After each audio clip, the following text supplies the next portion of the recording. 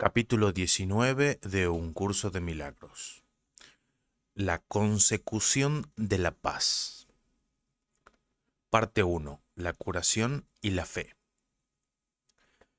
Dijimos anteriormente que cuando una situación se ha dedicado completamente a la verdad, la paz es inevitable. Su logro es el criterio por medio del cual se puede determinar con seguridad si dicha dedicación fue total. Mas también hemos dicho que es imposible alcanzar la paz sin tener fe, pues lo que se le entrega a la verdad para que ésta sea su único objetivo, se lleva a la verdad mediante la fe. Esta fe abarca a todo aquel que esté involucrado en la situación, pues sólo de esta manera se percibe la situación como significativa y como un todo. Y todo el mundo tiene que estar involucrado, pues de no ser así implicaría que tu fe es limitada y que tu dedicación no es total. Toda situación que se perciba correctamente se convierte en una oportunidad para sanar al Hijo de Dios. Y éste se cura porque tuviste fe en Él. Al entregárselo al Espíritu Santo y liberarlo de cualquier exigencia que tu ego hubiese querido imponerle.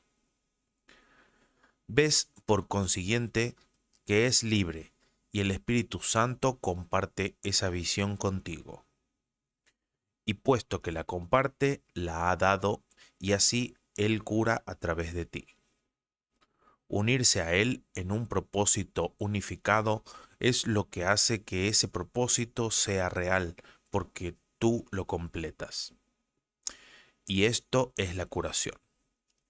El cuerpo se cura porque viniste sin él y te uniste a la mente en la que reside toda curación.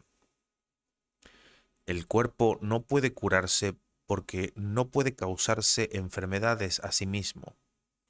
No tiene necesidad de que se le cure. El que goce de buena salud o esté enfermo depende enteramente de la forma en que la mente lo perciba y el propósito para que el que lo use. Es obvio que un segmento de la mente puede verse a sí mismo separado del propósito universal. Cuando esto ocurre, el cuerpo se convierte en su arma que usa que usa contra ese propósito para demostrar el hecho de que la separación tuvo lugar. De este modo, el cuerpo se convierte en el instrumento de lo ilusorio, actuando en conformidad con ello, viendo lo que no está ahí, oyendo lo que la verdad nunca dijo y comportándose de manera demente, al estar aprisionado por la demencia.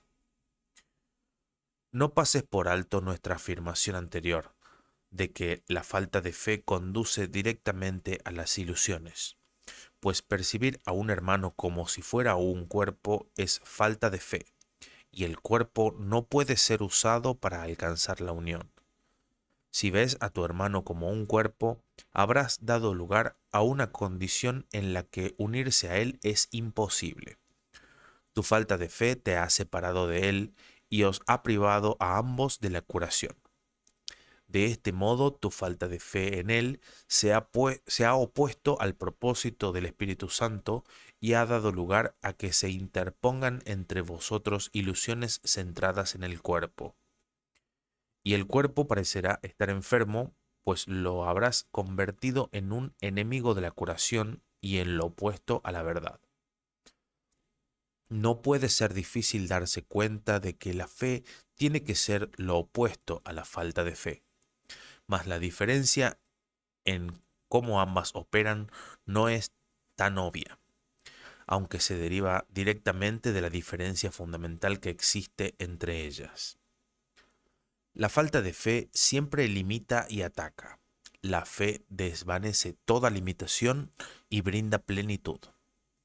La falta de fe siempre destruye y separa. La fe une y sana. La falta de fe interpone ilusiones entre el Hijo de Dios y su Creador. La fe elimina todos los obstáculos que parecen interponerse entre ellos. La falta de fe está totalmente dedicada a a las ilusiones, la fe totalmente a la verdad. Una dedicación parcial es imposible. La verdad es la ausencia de ilusiones, las ilusiones la ausencia de la verdad. Ambas no pueden coexistir ni percibirse en el mismo lugar. Dedicarte a ambas es establecer un objetivo por siempre inalcanzable, pues parte de él se intenta alcanzar a través del cuerpo, al que se considera el medio por el que se procura encontrar la realidad mediante el ataque. La otra parte quiere sanar y por lo tanto apela a la mente y no al cuerpo. La transigencia que inevitablemente se hace es creer que el cuerpo y no la mente es el que tiene que ser curado, pues este objetivo dividido ha logrado la misma realidad a ambos, lo cual sería posible solo si la mente estuviera limitada al cuerpo y dividida en pequeñas partes que aparentan ser íntegras, pero que no están conectadas entre sí. Esto no le hará daño al cuerpo, pero mantendrá intacto en la mente el sistema de pensamiento ilusorio. La mente, pues, es la que tiene necesidad de curación, y en ella es donde se encuentra, pues Dios no concedió la curación como algo aparte de la enfermedad, ni estableció el remedio donde la enfermedad no puede estar. La enfermedad y el remedio se encuentran en el mismo lugar y cuando se ven uno al lado del otro, reconoces que todo intento de mantener a la verdad y a la ilusión en la mente, donde ambas necesariamente están, es estar dedicado a las ilusiones. Mas cuando éstas se llevan ante la verdad y se ve que desde cualquier punto de vista son completamente irreconciliables con ellas, se abandonan. No hay conexión alguna entre la verdad y las ilusiones. Esto será así eternamente, por mucho que intentes que haya conexión entre ellas. Pero las ilusiones están siempre, pero las ilusiones están siempre conectadas entre sí, tal como lo está la verdad. Tanto las ilusiones como la verdad gozan de cohesión interna y constituyen un sistema de pensamiento completo en sí mismo, aunque totalmente desconectado del otro. Percibir esto es reconocer dónde se encuentra la separación y dónde debe subsanarse. El resultado de una idea no está nunca separado de su fuente. La idea de la separación dio lugar al cuerpo y permanece conectada a él, haciendo que éste enferme debido a la identificación de la mente con él. ¿Tú crees que al ocultar esta conexión, ¿Tú crees que al ocultar esta conexión estás protegiendo al cuerpo, ya que ocultarla parece mantener tu identificación a salvo del ataque de la verdad? Si solo comprendieras cuánto daño le has hecho a tu mente este extraño encubrimiento y cuánta confusión te ha causado con respecto a tu identidad. No comprendes la magnitud de la devastación que tu falta de fe ha ocasionado, pues la falta de fe es un ataque que parece estar justificado por sus resultados. Pues al negar la fe, ves lo que no es digno de ella y no puedes mirar más allá de esta barrera a lo que se encuentra unido a ti. Tener fe es sanar. Es la señal de que has aceptado la expiación y por consiguiente de que deseas compartirla. Mediante la fe mediante la fe ofreces el regalo de liberación del pasado que recibiste. No te vales de nada que tu hermano haya hecho antes para condenarlo ahora. Eliges libremente pasar por alto sus errores al mirar más allá de todas las barreras que hay entre tú y él y veros a los dos cual uno solo. Y en esa unidad que contemplas, tu fe está plenamente justificada. La falta de fe nunca está justificada. La fe, en cambio, siempre lo está. La fe es lo opuesto al miedo y forma parte del amor, tal como el miedo forma parte del ataque. La fe es el reconocimiento de la unión. Es el benévolo reconocimiento de que cada hermano es un hijo de su amorosísimo Padre, amado por Él como lo eres tú, y por lo tanto amado por ti como si fueses tú mismo. Tu amor es lo que te une a tu hermano, y debido a su amor no desearías mantener a nadie excluido del tuyo. Cada hermano aparece tal como se le percibe en el instante santo, unido a ti en tu propósito de ser liberado de la culpa. Al ver al Cristo en él sana porque contemplas en él lo que hace que tener fe en todos esté justificado eternamente. La fe es un regalo de Dios a través de aquel que Él te ha dado. La falta de fe contempla al Hijo de Dios y lo juzga indigno de perdón. Pero a través de los ojos de la fe se ve que el Hijo de Dios ya ha sido perdonado y que está libre de toda la culpa que Él mismo se echó encima. La fe lo ve solo como es ahora porque no se fija en el pasado para juzgarle, sino que únicamente ve en él lo mismo que vería en ti. No ve a través de los ojos del cuerpo, ni recurre a cuerpos para darse validez a sí misma. La fe es el heraldo de la nueva percepción, enviada para congregar testigos que den testimonio de su llegada y para devolverte sus mensajes.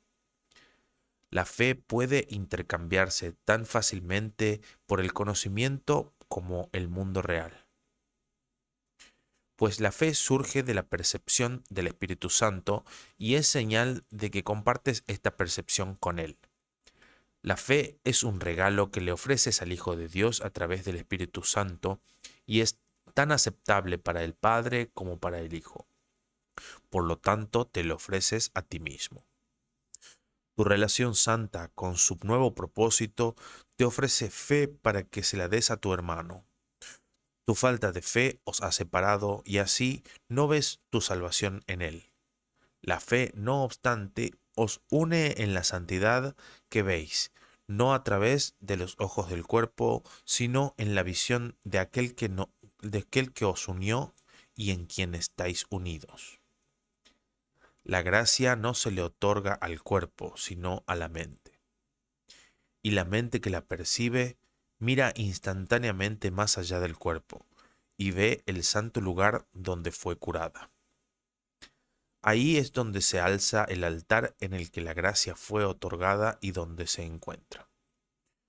Ofrécele entonces gracia y bendiciones a tu hermano, pues te encuentras en el mismo altar donde se os otorgó la gracia a ambos.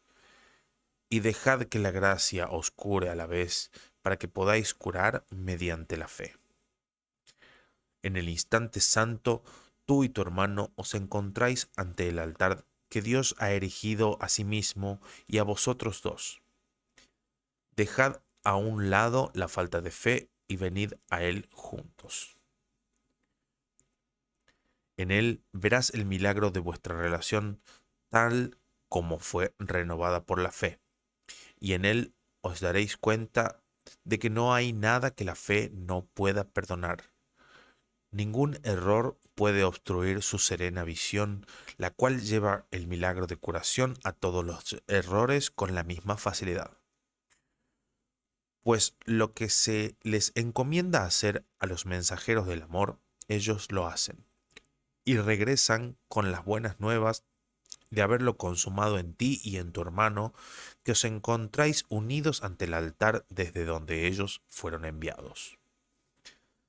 De la misma manera en que la falta de fe mantendría vuestros míseros reinos yermos y separados, del mismo modo la fe ayudará al Espíritu Santo a preparar el terreno para el santísimo jardín en que Él quiere convertirlo.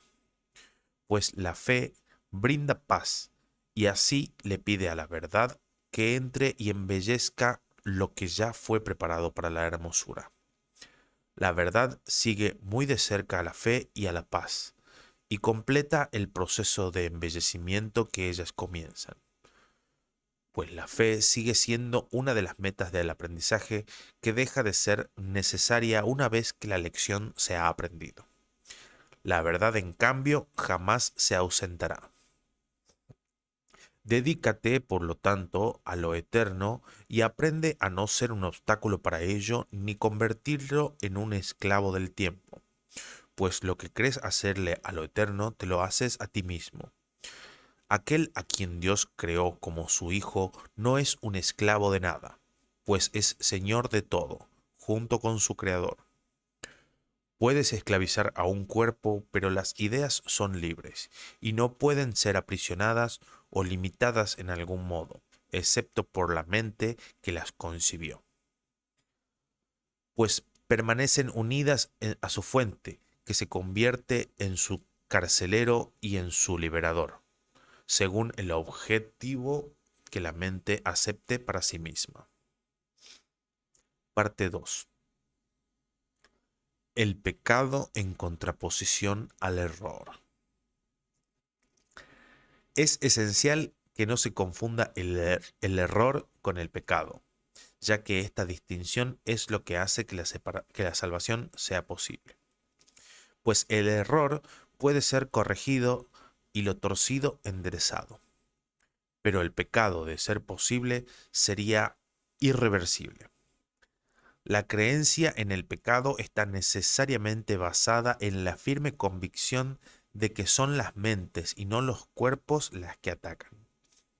Y así la mente es culpable y lo será siempre, a menos que una mente que no sea parte de ella pueda darle la absolución.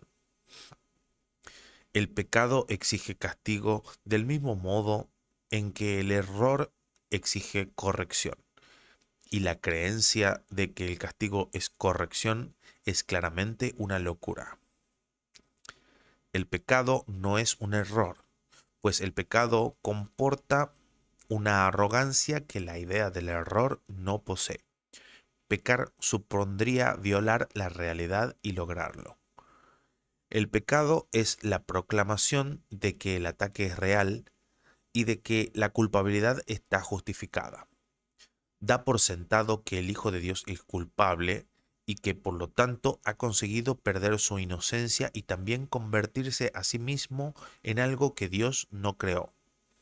De este modo, la creación se ve como algo que no es eterno, y la voluntad de Dios como susceptible de ser atacada y derrotada. El pecado es la gran ilusión que subyace a toda grandiosidad del ego, pues debido al pecado, Dios mismo cambia y se le priva de su plenitud. El Hijo de Dios puede estar equivocado, engañarse a sí mismo e incluso usar el poder de su mente contra sí mismo, pero no puede pecar. No puede hacer nada que en modo alguno altere su realidad o que haga que realmente sea culpable. Eso es lo que el pecado quisiera hacer, pues ese es su propósito. Mas a pesar de toda la salvaje demencia inherente a la idea del pecado, este sigue siendo imposible. Pues el costo del pecado es la muerte, mas ¿cómo podría perecer lo que es inmortal? Uno de los principales dogmas de la descabellada religión del ego es que el pecado no es un error, sino que es verdad, y que la inocencia es la que pretende engañarnos. La pureza se considera arrogancia y la aceptación de nuestro ser como algo pecaminoso se percibe como santidad. Y es esta doctrina la que sustituye a la realidad del Hijo de Dios, tal como su Padre lo creó y tal como dispuso que fuera para siempre. ¿Es eso humildad? ¿O es más bien un intento de desgajar a la creación de la verdad y mantenerla aparte? El ego siempre considerará injustificable cualquier intento de reinterpretar el pecado como un error. La idea del pecado es absolutamente sacrosanta en su sistema de pensamiento y solo puede abordarse con respeto y temor reverente. Es el concepto más sagrado del sistema del ego, bello y poderoso, completamente cierto y protegido a toda costa por cada una de las defensas que el ego tiene a su disposición, pues el pecado radica su mejor defensa a la que todas las demás sirven. El pecado es su armadura, su protección y el propósito fundamental de la relación especial tal como el ego la interpreta. Puede ciertamente afirmarse que el ego edificó su mundo contra el pecado. Únicamente en un mundo así podría ser todo a la inversa. Esta es la extraña ilusión que hace que las nubes de la culpabilidad parezcan densas e impenetrables. La solidez, la solidez que los cimientos de este mundo parecen tener descansa en ellos, pues el pecado ha hecho que la creación, de ser una idea de Dios, pase a ser un ideal del ego, un mundo que él rige, compuesto de cuerpos inconscientes y capaces de caer presa de la corrupción y decadencia más absolutas. Si esto es un error, la verdad puede deshacerlo fácilmente, pues todo error puede ser corregido solo con que se le permita a la verdad juzgarlo. Pero si el error se le otorga el rango de verdad, pero si al error se le otorga el rango de verdad, ¿ante ante qué se podría llevar? La santidad del pecado se mantiene intacta debido únicamente a este extraño mecanismo. Si el pecado fuera verdad, sería inviolable y todo se llevaría ante él para ser juzgado.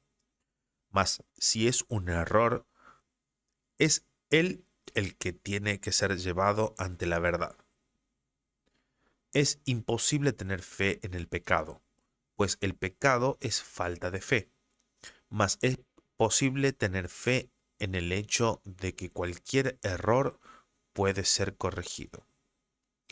No hay un solo baluarte en toda la ciudadela fortificada del ego más celosamente defendido que la idea de que el pecado es real y de que es la expresión natural de lo que el Hijo de Dios ha hecho de sí mismo y de lo que es. Para el ego eso no es un error, pues esa es su realidad, la verdad de la que nunca se podrá escapar. Ese es su pasado, su presente y su futuro, pues de alguna manera el Hijo se las ha arreglado para corromper a su Padre y hacerle cambiar de parecer por completo. Llora pues la muerte de Dios, a quien el pecado asesinó. Este sería el deseo del ego, que en su demencia cree haberlo logrado. ¿No preferirías que todo esto no fuera más que una equivocación completamente corregible y de la que fuera tan fácil escapar que rectificarla totalmente sería tan sencillo como atravesar la neblina y llegar hasta el sol? Pues eso es todo lo que es. Quizás te sientas tentado de coincidir con el ego en vez, perdón, quizás te sientas tentado de coincidir con el ego en que es mucho mejor ser pecador que estar equivocado. Mas piensa detenidamente antes de permitirte a ti mismo tomar esa decisión. No la tomes a la ligera, pues es la elección entre el cielo y el infierno.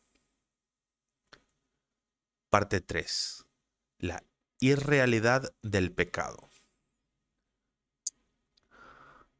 La atracción de la culpabilidad reside en el pecado, no en el error. El pecado volverá a repetirse por razón de esta atracción. El miedo puede hacerse tan agudo que el pecado se le niega su expresión. Pero mientras la culpabilidad continúe siendo atractiva, la mente sufrirá y no abandonará la idea del pecado, pues la culpa todavía la llama, y la mente la oye y la desea ardientemente y se deja cautivar voluntariamente por su enfermiza atracción. El pecado es una idea de perversidad que no puede ser corregida, pero que, sin embargo, será siempre deseable. Al ser parte esencial de lo que el ego cree que eres, siempre la desearás, y solo un vengador con una mente diferente de la tuya podría acabar con ella valiéndose del miedo. El ego no cree que sea posible que lo que realmente invoca el pecado es el amor y no al miedo, y que el amor siempre responde. Pues el ego lleva el pecado ante el miedo exigiendo castigo. Mas el castigo no es sino otra forma de proteger la culpa, pues lo que pues lo que merece castigo tuvo que haber sucedido realmente. El castigo es siempre el gran protector del pecado, al que trata con respeto y a quien honra por su perversidad. Lo que clama por castigo tiene que ser verdad. Lo que es verdad no puede sino ser eterno y seguirá repitiéndose sin cesar, pues deseas lo que consideras real y no lo abandonas. Un error, en cambio, no, un error, en cambio, no ejerce atracción. Lo que ves claramente como una equivocación, deseas que se corrija. A veces un pecado se comete una y otra vez con resultados obviamente angustiosos, pero sin perder su atractivo. Mas de pronto cambias su condición, de modo que de ser un pecado pase a ser simplemente un error.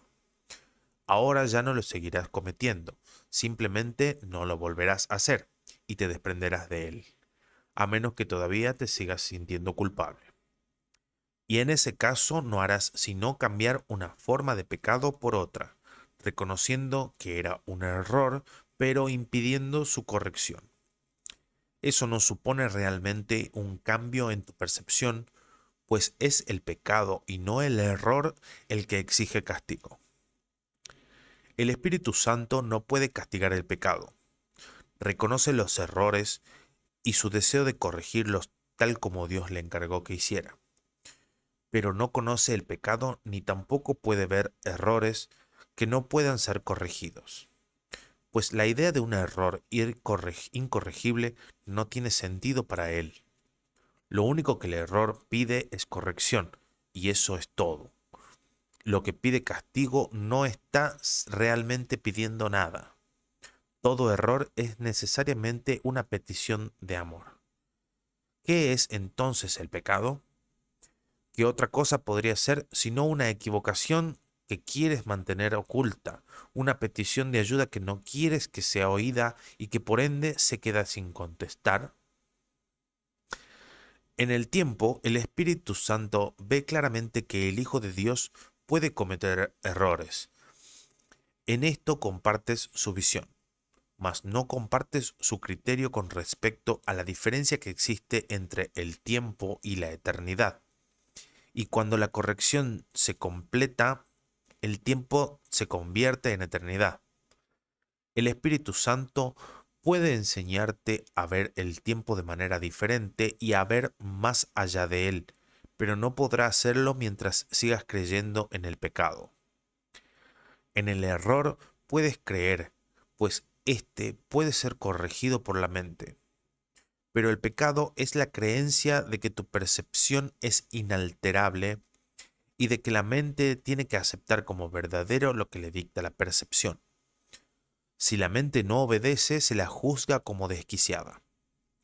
De ese modo, la mente, que es el único poder que podría cambiar la percepción, se mantiene en un estado de impotencia y restringida al cuerpo por miedo al cambio de percepción que su maestro, que es uno con ella, le brindaría. Cuando te sientas tentado de pensar que el pecado es real, recuerda esto: si el pecado es real, ni tú ni Dios lo sois. Si la creación es extensión, el Creador tiene que haberse extendido a sí mismo, y es imposible que lo que forma parte de él sea completamente diferente al resto. Si el pecado es real, Dios no puede sino estar en pugna consigo mismo.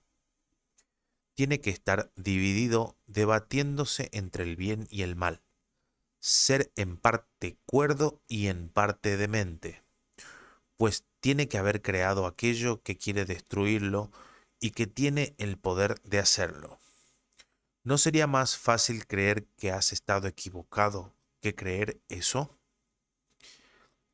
Mientras creas que tu realidad o la de tu hermano está limitada a un cuerpo, seguirás creyendo en el pecado. Mientras creas que los cuerpos se pueden unir, seguirás seguirás encontrando atractiva a la culpa y considerando el pecado como algo de inestimable valor, pues la creencia de que los cuerpos limitan a la mente conduce a una percepción del mundo en la que la prueba de la separación parece abundar por todas partes. De este modo, Dios y su creación parecen estar separados y haber sido derrocados, pues el pecado demostraría que lo que Dios creó santo no puede prevalecer contra él ni seguir siendo lo que es ante su poderío. Al pecado se le percibe como algo más poderoso que Dios, ante el cual Dios mismo se tiene que postrar y ofrecer su creación a su conquistador. ¿Es esto humildad o demencia? Si el pecado es real, tiene que estar permanentemente excluido de cualquier esperanza de curación, pues en ese caso habría un poder que trascendería al de Dios, o un poder capaz de fabricar otra voluntad que puede atacar y derrotar su voluntad, así como conferirle a su hijo una voluntad distinta de la suya y más fuerte. Y cada parte fragmentada de la creación de Dios tendría una voluntad diferente, opuesta a la suya y en eterna oposición a él y a las demás. Tu relación santa tiene ahora como propósito la meta de demostrar que eso es imposible. El cielo le ha sonreído y en su sonrisa de amor la creación en el pecado ha sido erradicada. Perdón, el cielo le ha sonreído y en su sonrisa de amor la creencia en el pecado ha sido erradicada. Todavía lo ves porque no te das cuenta de que sus cimientos han desaparecido. Su su fuente ya ha sido eliminada y solo puedes abrigarlo por un breve periodo de tiempo antes de que desaparezca del todo. Lo único que queda es el hábito de buscarlo.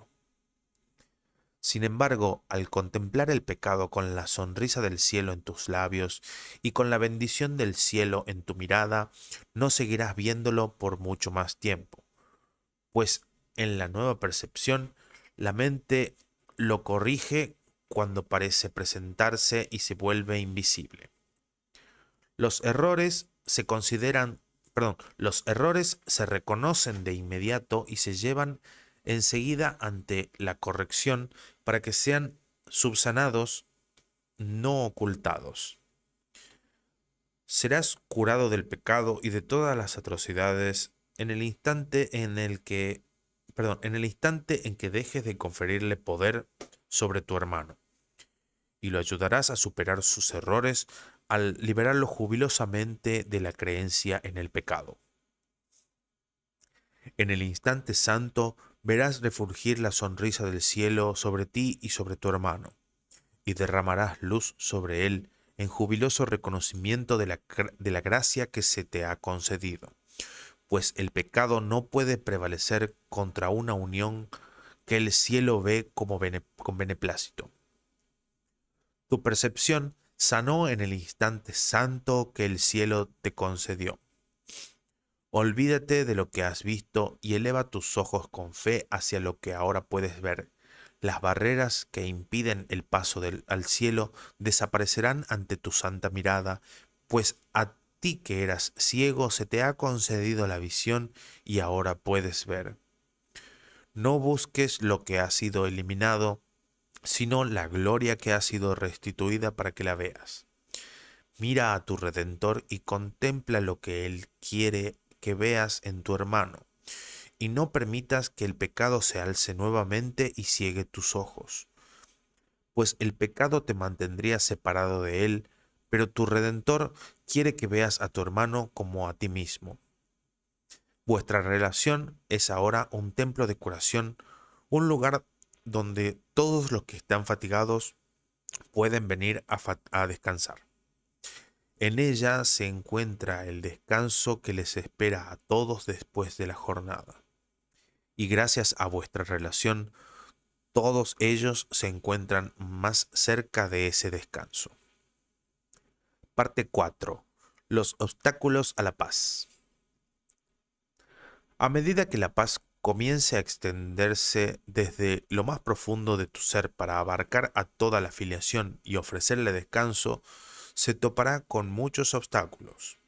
Algunos de ellos los tratarás de imponer tú, otros parecerán provenir de otras partes, de tus hermanos o de diversos aspectos del mundo externo. La paz, no obstante, los envolverá dulcemente a todos, extendiéndose más allá de ellos sin obstrucción alguna.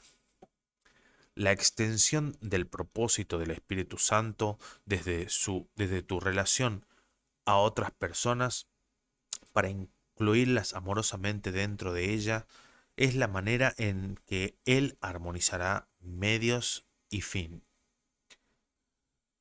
La paz que Él ha depositado muy hondo dentro de ti y de tu hermano se extenderá quedamente a cada aspecto de vuestras vidas, rodeándolos a ambos de radiante felicidad y con sosegada certeza de que gozáis de absoluta protección. Y vosotros llevaréis su mensaje de amor, seguridad y libertad a todo aquel que se acerque a vuestro templo donde la curación le espera. No tendréis que esperar para darle esto, pues lo llamaréis y él os responderá, reconociendo en vuestra llamada a la llamada de Dios. Perdón. No tendréis que esperar para darle esto, pues lo llamaréis y él os responderá, reconociendo en vuestra llamada la llamada a Dios, y vosotros lo albergaréis y le daréis descanso tal como se os dio a vosotros. Harás todo esto. Para lograrlo, no obstante, la paz que ya mora en lo más profundo de tu ser debe primero expandirse y trasponer los obstáculos que situaste en ella, que situaste ante ella.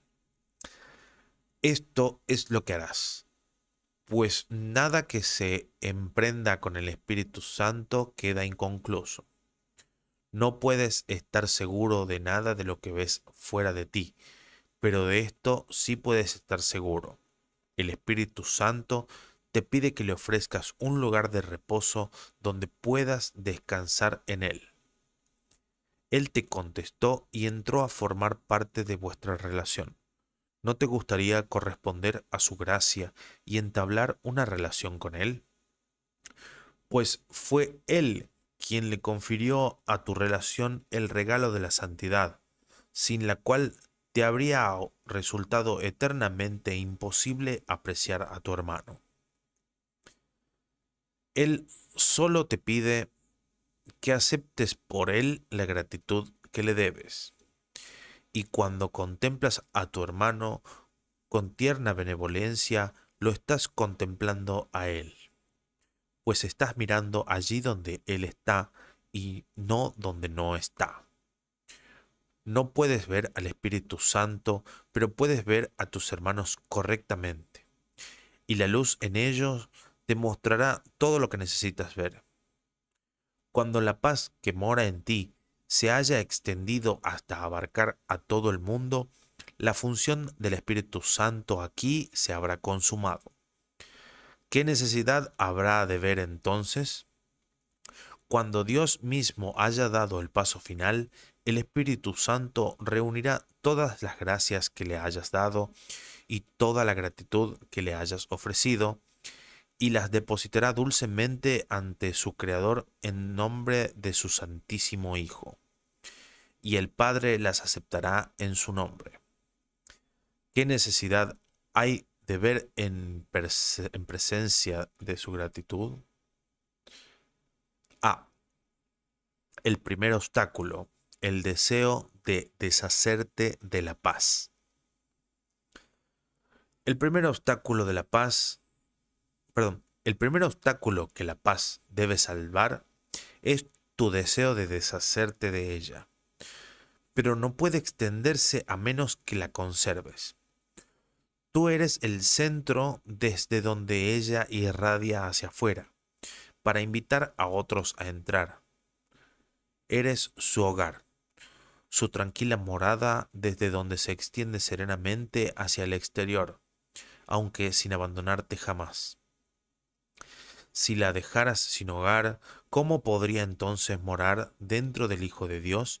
Si la paz se ha de diseminar por toda la creación, tiene que empezar contigo y desde ti extenderse a cada hermano que la llame, y de este modo llevarle descanso por haberse unido a ti. ¿Por qué querrías dejar a la paz sin hogar? ¿Qué es lo que crees que tendría que desalojar para poder morar contigo? ¿Cuál parece ser el costo que tanto te resistes a pagar? La pequeña barrera de arena todavía se interpone entre tu hermano y tú. ¿La reforzarías ahora? No se te pide que la abandones solo para ti. Cristo te lo pide para sí mismo. Él quiere llevar paz a todo el mundo, mas ¿cómo lo podría hacer si no a través de ti?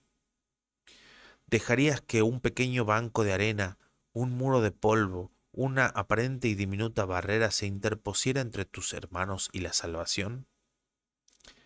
Sin embargo, este diminuto residuo de ataque que todavía tienes en tanta estima para poder usarlo contra tu hermano, es el primer obstáculo con el que la paz que mora en ti se topa en su expansión. Este pequeño muro de odio todavía quiere oponerse a la voluntad de Dios y mantenerla limitada.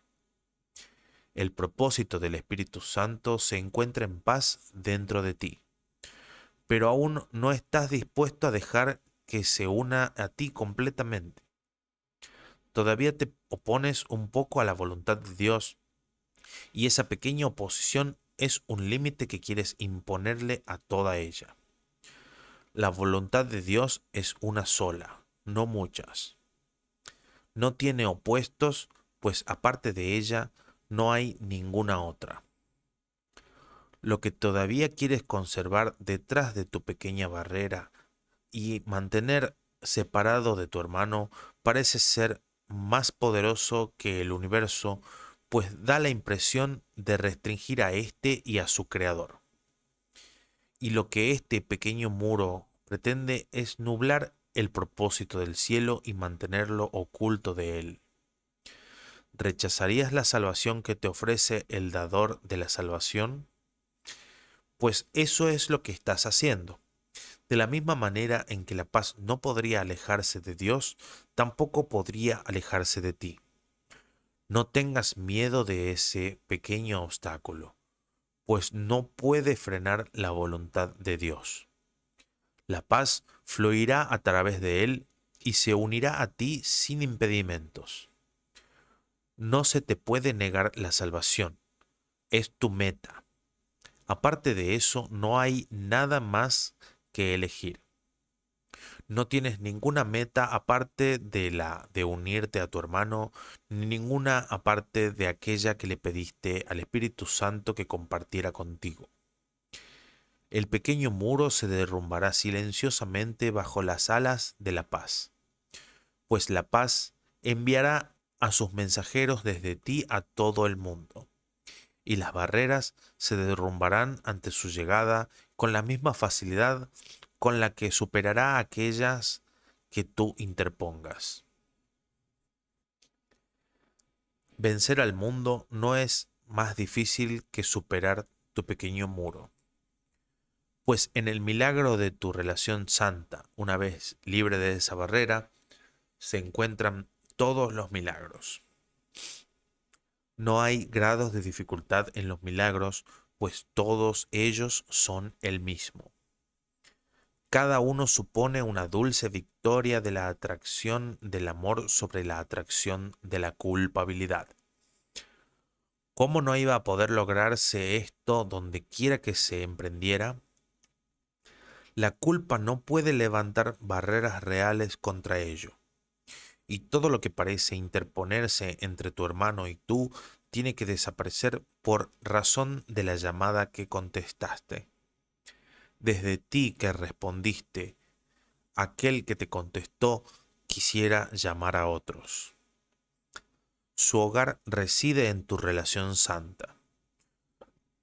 No trates de imponer ante él y su santo propósito, perdón, no trates de interponerte entre él y su santo propósito, pues es también el tuyo. Permítele, en cambio, que extienda dulcemente el milagro de vuestra relación a todos los que están incluidos en dicho milagro, tal como fue concedido.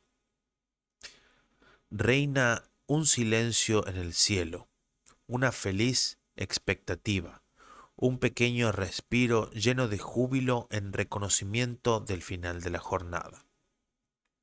Pues el cielo te conoce bien, tal como tú lo conoces a él. Ninguna ilusión se interpone ahora entre tu hermano y tú. No pongas tu atención en el pequeño muro de sombras.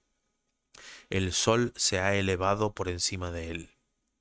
¿Cómo iba a poder una sombra impedir que vieses el sol? De igual modo, las sombras tampoco pueden ocultar de ti la luz en la que a las ilusiones les llega su fin. Todo milagro no es más que el final de una ilusión. Tal fue la jornada, tal su final. Y en la meta de la verdad que aceptaste, a todas las ilusiones les llegará su fin. Es insignificante y demente, perdón, el insignificante y demente deseo de deshacerte de aquel que invitaste y expulsarlo no puede sino generar conflicto. A medida que contemplas el mundo, ese insignificante deseo, desarraigado y flotando a la deriva, puede posarse brevemente sobre cualquier cosa, pues ahora no tiene ningún propósito. Antes de que el Espíritu Santo entrara a morar contigo, parecía tener un magno objetivo, la dedicación fija e inalterable al pecado y a sus resultados. Ahora deambula sin rumbo, vagando a la deriva, causando tan solo pequeñas interrupciones en la llamada del amor. Este minúsculo deseo, esta diminuta ilusión, este residuo microscópico de la creencia en el pecado, es todo lo que queda de lo que en un tiempo pareció ser el mundo. Ya no es una inexorable barrera a la paz. Su vano deambular hace que sus resultados parezcan ser más erráticos e impredecibles que antes. Sin embargo, ¿qué podría ser más inestable que un sistema ilusorio rígidamente organizado? Su aparente estabilidad no es otra cosa que la debilidad que lo envuelve, la cual lo abarca todo. La variabilidad que el pequeño residuo produce indica simplemente cuán limitados son sus resultados. Cuán poderosa puede ser una diminuta pluma ante las inmensas alas de la verdad. ¿Podría acaso oponerse al vuelo de un águila o impedir el avance del verano?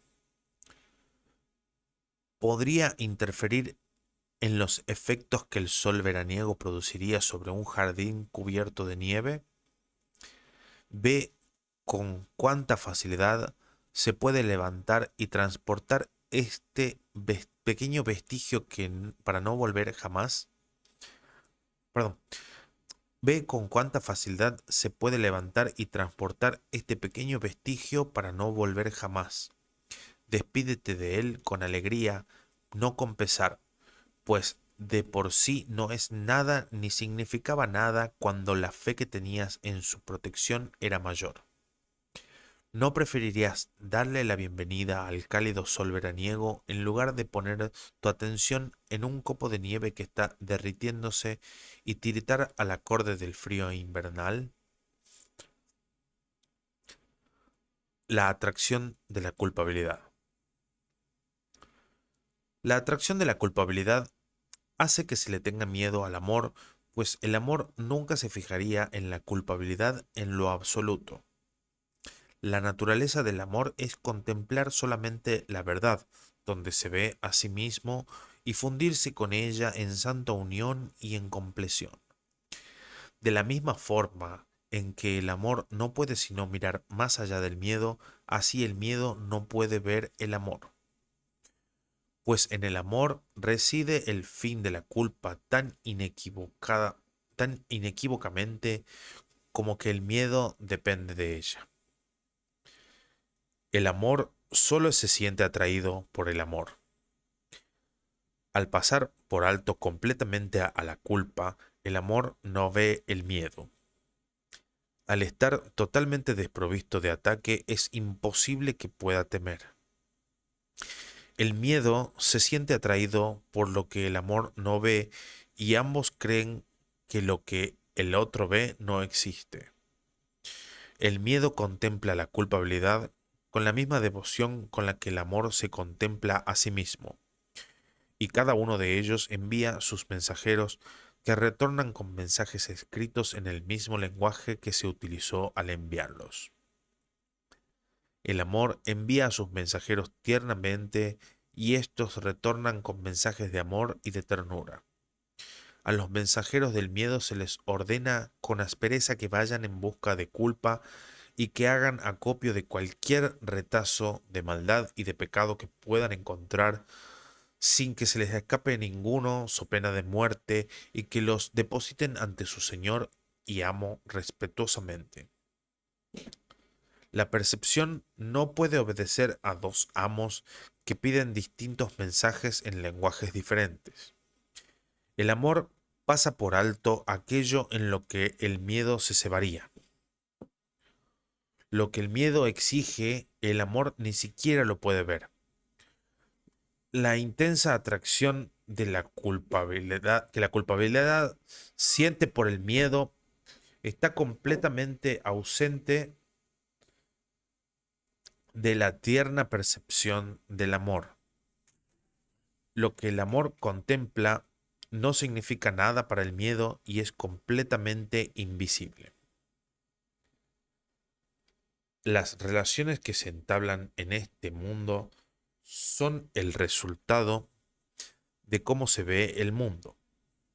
Y esto depende de la emoción a la que se pidió que enviara a sus mensajeros para que lo contemplaran y regresaran trayendo noticias de lo que vieron. A los mensajeros del miedo se les adiestra mediante el terror, y tiemblan cuando su amo los llama para que les sirva, pues el miedo no tiene compasión ni siquiera con sus amigos. Sus mensajeros saquean culpablemente todo cuanto pueden en su desesperada búsqueda de culpa, pues su amo los deja hambrientos y a la intemperie, instigando en ellos la crueldad y permitiéndoles que se sacien únicamente de lo que le llevan. Ni el más leve atisbo de culpabilidad se escapa de sus ojos hambrientos, y en su despiadada búsqueda de pecados se abalanzan sobre cualquier ser vivo que vean y dando chillidos se lo llevan a su amo para que lo devore. No envíes al mundo a esos crueles mensajeros para que se den un banquete con él y se ceben en la realidad, pues te traerán noticias de carne, pellejo y huesos. Se les ha enseñado a buscar lo corruptible y a retornar con los buches repletos de cosas podridas y descompuestas.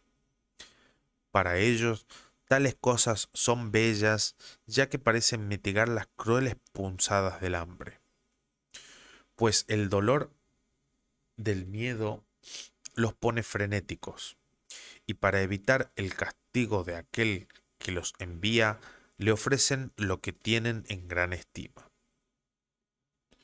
El Espíritu Santo te ha dado los mensajeros del amor para que los envíes en lugar de aquellos que adiestraste mediante el terror. Están están tan ansiosos de devolverte lo que tienen en gran estima como los otros. Si los envías, solo verán lo bello y lo puro, lo tierno y lo bondadoso.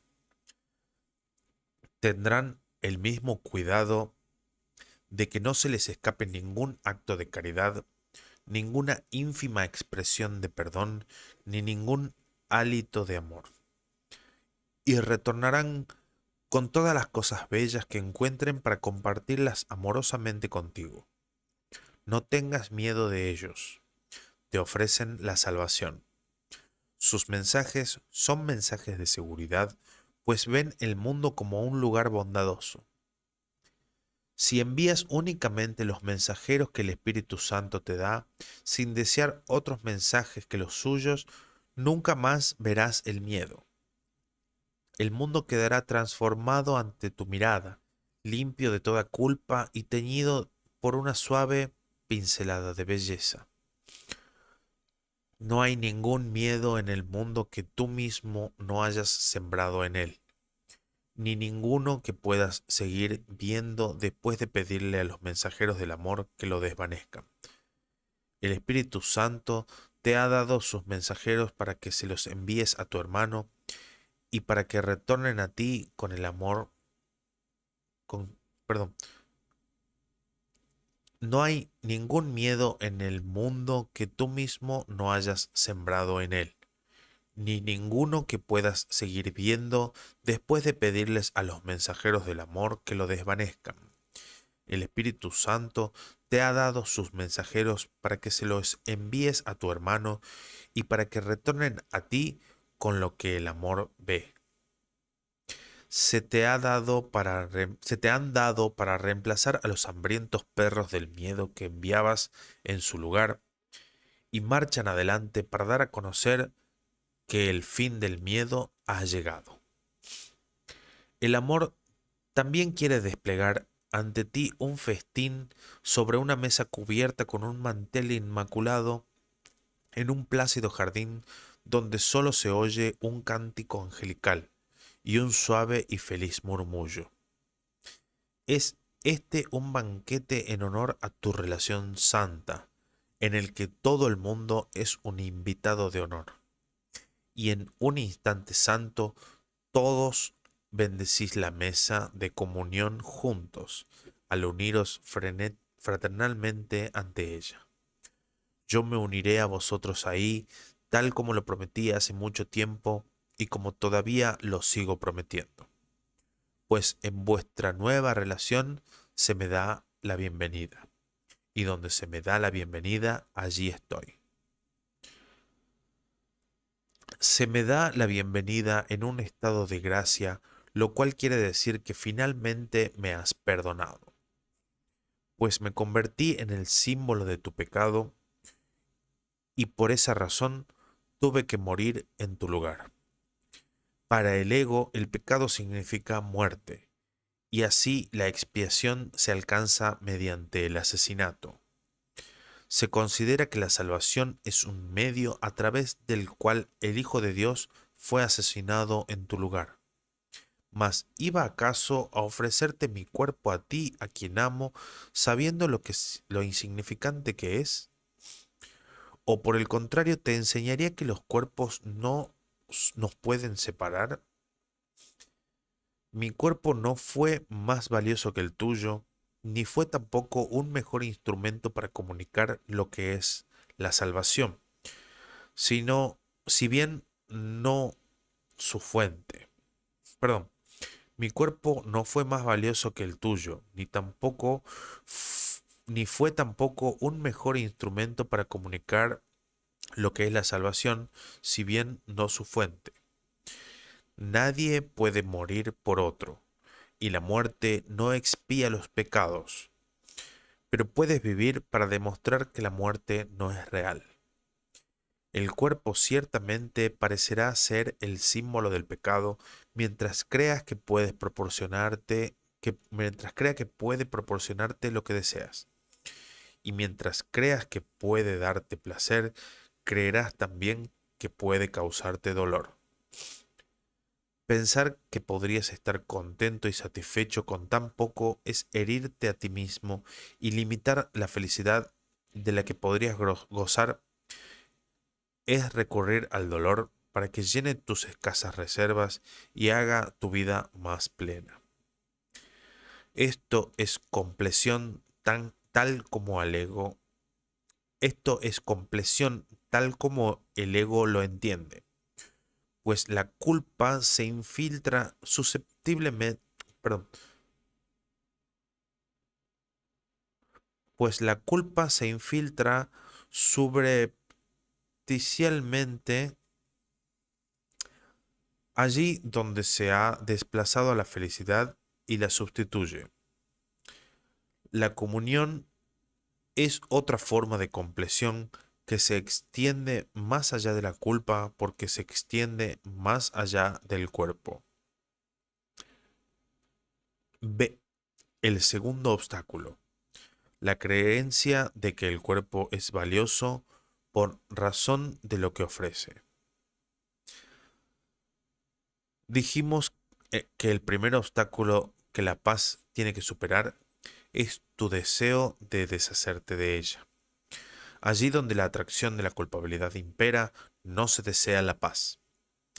El segundo obstáculo de la paz, el segundo obstáculo que la paz tiene que superar, el cual está estrechamente vinculado al primero, es la creencia de que el cuerpo es valioso por razón de lo que ofrece. Pues aquí la atracción de la culpabilidad se pone de manifiesto en el cuerpo y se ve en él. Ese es el tesoro que crees que la paz te arrebataría. De esto es de lo que crees que te despojaría dejándote sin hogar. Y esta es la razón por la que le negarías a la paz un hogar. Consideras que ello supone un sacrificio enorme y que se te está pidiendo demasiado. Mas se trata simplemente de un sacrificio o de una liberación. ¿Qué te ha dado realmente el cuerpo que justifique tu extraña creencia de que la salvación radica en él? ¿No te das cuenta de que eso es la creencia en la muerte? En eso es en lo que se centra la percepción según la cual la expiación es un asesinato. He aquí la fuente de la idea de que el amor es miedo. A los mensajeros del Espíritu Santo se les envía mucho más allá del cuerpo para que exhorten a la mente a unirse en santa comunión y a estar en paz. Tal es el mensaje que yo les di para ti. Tal es el mensaje que yo les di para ti. Solo los mensajeros del miedo ven el cuerpo, pues van en busca de lo que puede sufrir. ¿Es acaso un sacrificio que se le aparte a uno de lo que puede sufrir? El Espíritu Santo no te exige que sacrifiques la esperanza de obtener placer a través del cuerpo, pues no hay esperanza alguna de que el cuerpo te pueda proporcionar placer, pero tampoco puede hacer que tengas miedo del dolor. El dolor es el único sacrificio que el Espíritu Santo te pide y lo que quiere eliminar. La paz se extiende desde ti únicamente hasta lo eterno y lo hace desde lo eterno en ti. Fluye a través de todo lo demás. El segundo obstáculo no es más imperante que el primero, pues tú no quieres deshacerte de la paz ni limitarla. ¿Qué otra cosa pueden ser esos obstáculos que quieren imponer entre la verdad y su avance? Sino barreras que sitúas entre tu voluntad y su logro. Deseas la comunión, no el festín del miedo. Deseas la salvación, no el dolor de la culpa. Y deseas tener por morada a tu Padre y no a una mísera choza de barro. En tu relación santa se encuentra el Hijo de tu Padre, el cual nunca ha dejado de estar en comunión con Él ni consigo mismo. Cuando acordaste cuando acordaste unirte a tu hermano, reconociste esto. Reconocer eso no te cuesta nada, sino que te libera de tener que hacer cualquier clase de pago. Has pagado un precio exorbitante por tus ilusiones y nada de eso por lo que tanto has pagado te ha brindado paz. ¿No te alegra saber que el cielo no puede ser sacrificado y que no se te puede exigir, no te puede pedir ningún sacrificio? No puedes interponer ningún obstáculo en nuestra unión, pues yo ya formo parte de tu relación santa. Juntos superaremos cualquier obstáculo, pues nos encontramos ya dentro del portal, no fuera. Cuán fácilmente se abren las puertas desde dentro, dando paso a la paz para que bendiga a un mundo agotado. ¿Cómo iba a hacernos difícil pasar de largo las barreras cuando te has unido a lo ilimitado? En tus manos está en tus manos está poner fin a la culpa. ¿Te detendrías ahora a buscar culpabilidad en tu hermano? Deja que yo sea para ti el símbolo del fin de la culpa y contempla a tu hermano como me contemplarías a mí. Perdóname por todos los pecados que crees que el Hijo de Dios cometió. Y a la luz de tu perdón, Él recordará quién es y se olvidará de lo que nunca fue. Te pido perdón, pues si tú eres culpable, también lo tengo que ser yo. Mas si yo superé la culpa y vencí al mundo, tú estabas conmigo. ¿Qué quieres ver en mí? ¿El símbolo de la culpa o el del fin de esta? Pues recuerda que lo que yo signifique para ti es lo que verás dentro de ti mismo. Desde tu relación santa, la verdad lo proclama la verdad, y el amor se contempla a sí mismo.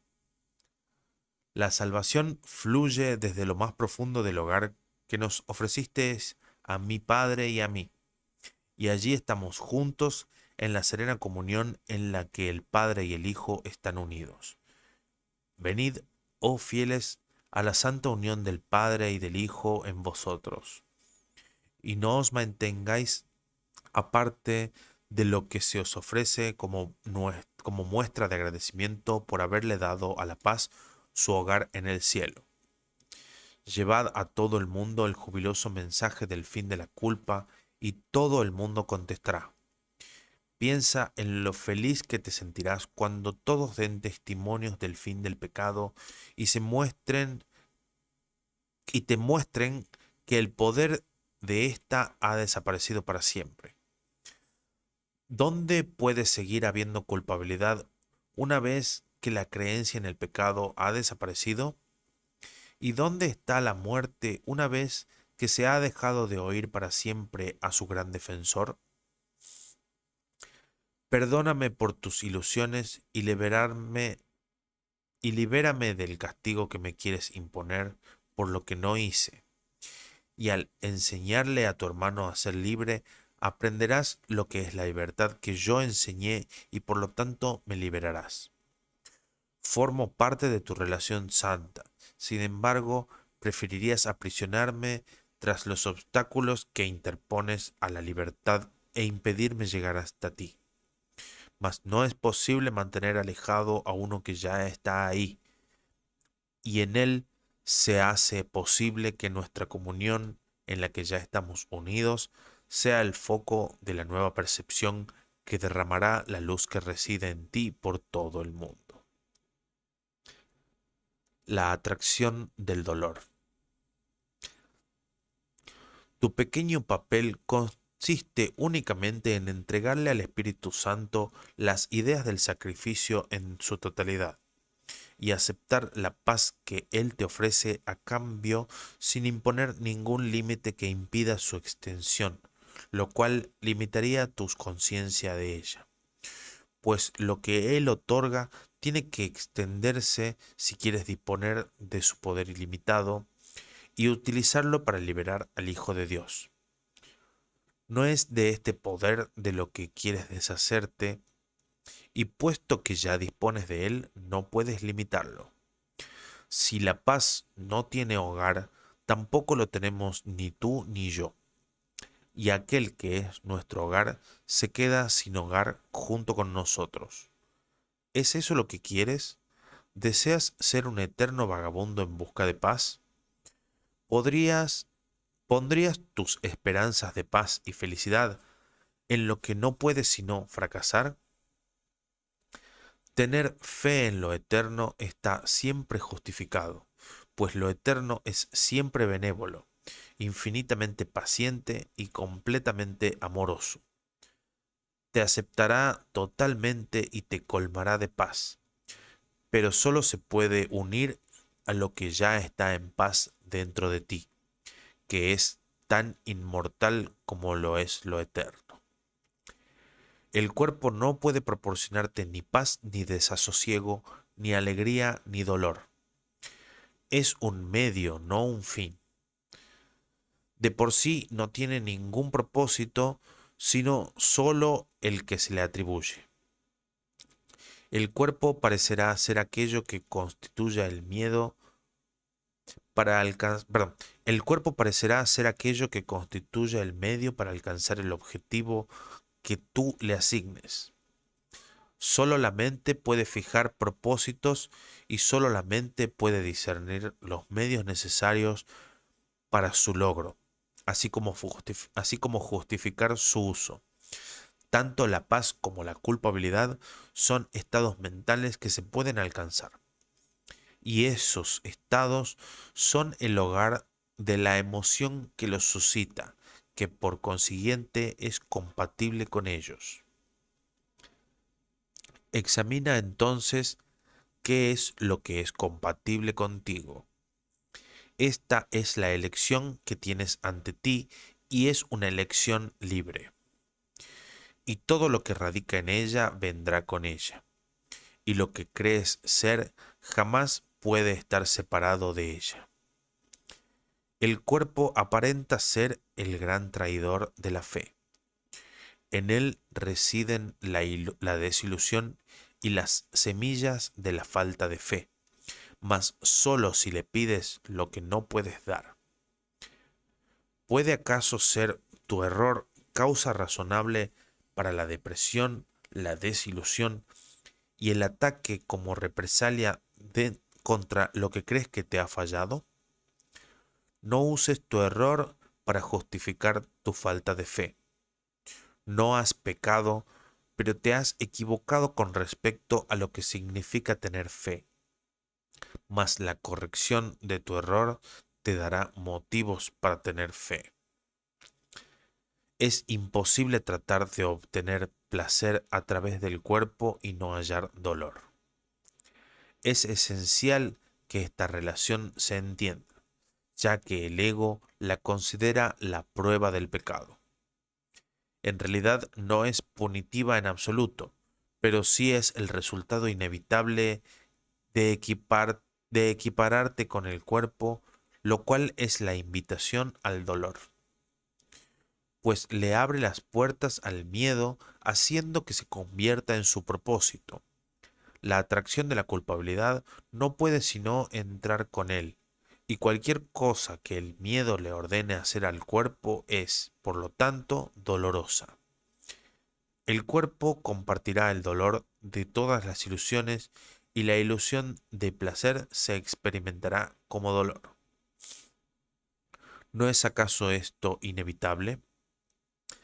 El cuerpo, a las órdenes del miedo, irá en busca de culpa y servirá a su amo, cuya atracción por la culpabilidad mantiene intacta toda la ilusión de su existencia. En esto consiste, pues, la atracción del dolor. Regido por esta percepción, el cuerpo se convierte en el siervo del dolor, lo persigue con un gran sentido del deber y acata la idea de que el dolor es placer. Esta es la idea que subyace a la excesiva importancia que el ego le atribuye al cuerpo, y mantiene oculta esta relación de mente, si bien se nutre de ella. A ti te enseña que el placer corporal es felicidad, mas a sí mismo se susurra es la muerte. ¿Por qué razón es el cuerpo tan importante para ti? Aquello de lo que se compone ciertamente no es valioso, y es igualmente cierto que no puedes sentir nada. Te transmite las sensaciones que tú deseas, pues el cuerpo, al igual que cualquier otro medio de comunicación, recibe y transmite los mensajes que se le dan, pero estos le son completamente indiferentes. Todos los sentimientos con los que se revisten dichos mensajes los proporcionan el emisor y el receptor. Tanto el ego como el Espíritu Santo reconocen esto y ambos reconocen también que aquí el emisor y el receptor son uno y lo mismo. El Espíritu Santo te dice esto con alegría. El ego te lo oculta, pues no quiere que seas consciente de ello. ¿Quién transmitiría mensajes de odio y de ataque si entendiera que se los está enviando a sí mismo? ¿Quién te acusaría, quién se acusaría, se declararía culpable, quien se acusaría, se declararía culpable o se condenaría a sí mismo?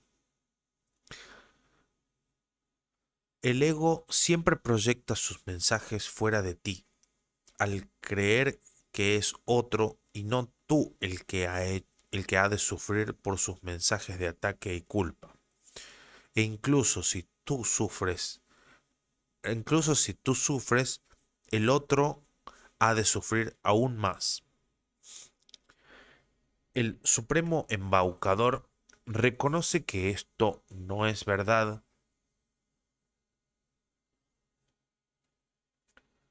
Perdón.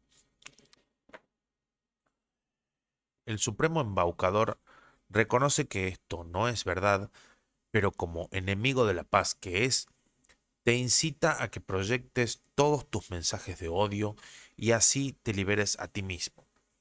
Y para convencerte de que esto es posible, le ordena al cuerpo que busque dolor en el ataque contra otro, lo llame placer y te lo ofrezca como tu liberación al ataque.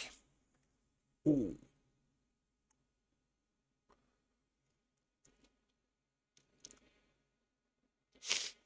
No hagas caso de su locura ni creas que lo imposible es verdad.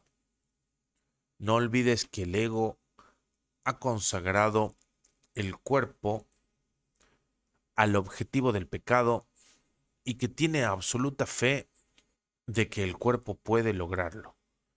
Sus sombríos discípulos entonan incesantemente alabanzas al cuerpo en solemne celebración del poderío del ego. No hay ni un solo, no hay ni uno solo que no crea que sucumbir a la atracción de la culpabilidad es la manera de escaparse del dolor. Ni uno solo de ellos puede dejar de identificarse a sí mismo con su propio cuerpo, sin el que moriría por dentro, pero dentro del cual la muerte es igualmente inevitable.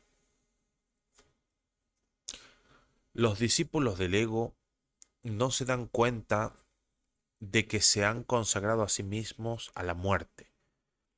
Se les ha ofrecido la libertad, pero no la han aceptado. Y lo que se ofrece se tiene también que aceptar para que sea verdaderamente dado. Pues el Espíritu Santo es también un medio de comunicación que recibe los mensajes del Padre y se los ofrece al Hijo. Al igual que el ego, el Espíritu Santo es a la vez emisor y receptor, pues lo que se envía a través de él retorna a él buscándose a sí mismo en el trayecto y encontrando lo que busca. De igual manera, el ego encuentra la muerte que busca y te la devuelve. C.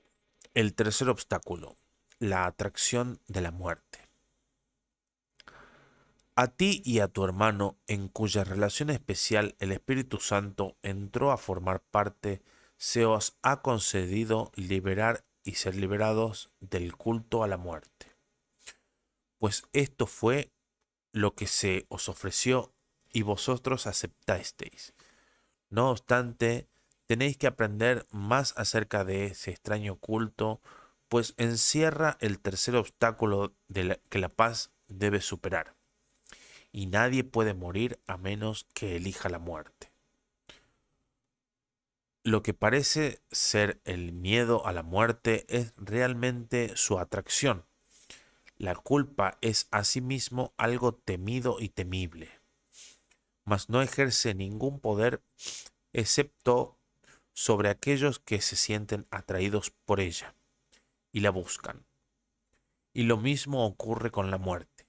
Concebida por el ego, su tenebrosa sombra se extiende sobre todo ser vivo porque el ego es el enemigo de la vida.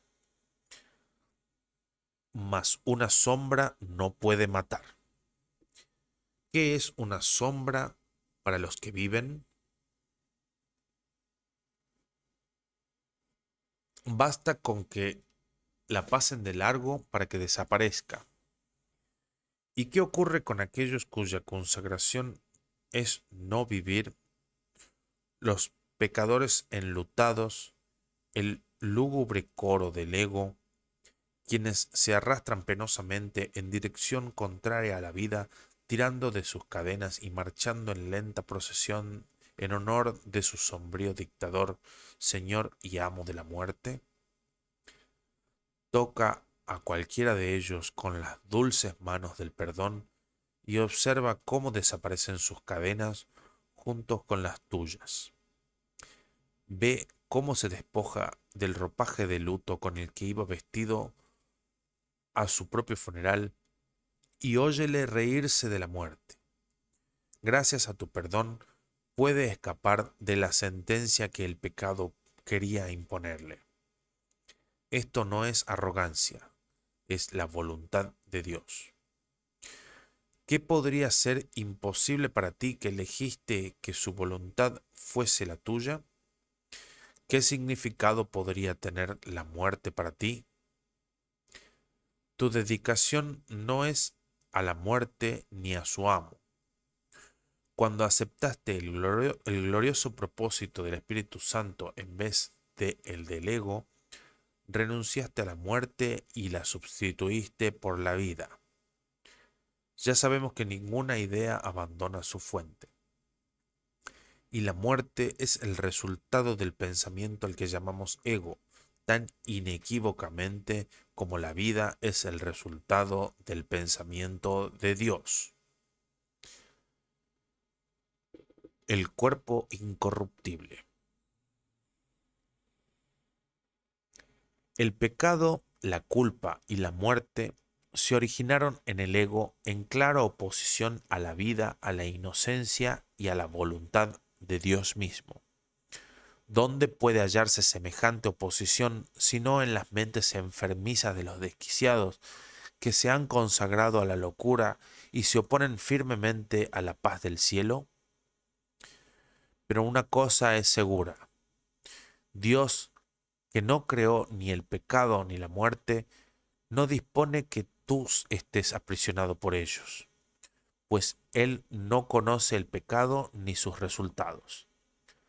Las figuras amortajadas que marchan en la procesión fúnebre no lo hacen en honor a su Creador, cuya voluntad es que vivan. No están acatando su voluntad, sino oponiéndose a ella. ¿Y qué es ese cuerpo vestido de negro que quieren enterrar? Es un cuerpo que ellos consagraron a la muerte, un símbolo de corrupción, un sacrificio al pecado ofrecido a éste para que se cebe en él y de este modo siga viviendo.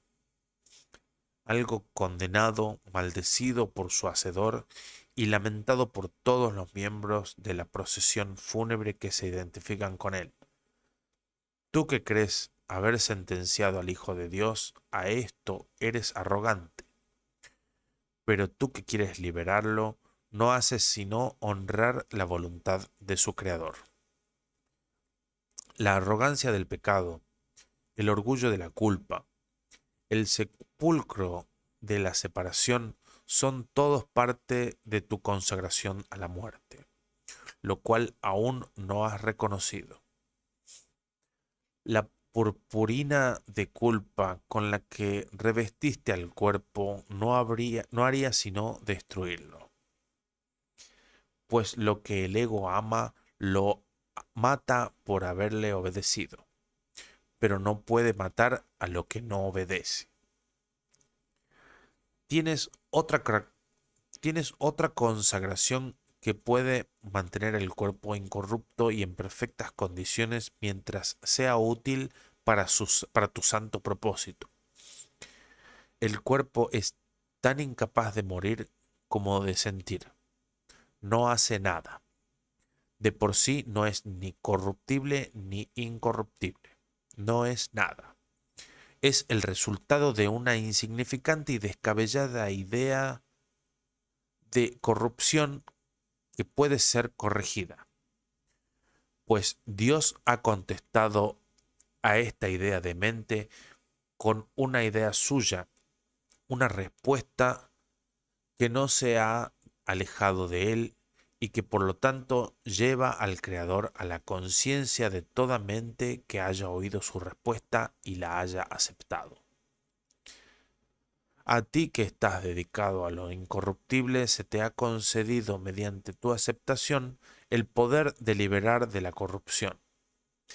¿Qué mejor manera puede haber de enseñarte el primer principio fundamental de un curso de milagros que mostrándote que el que parece ser más difícil se puede lograr primero?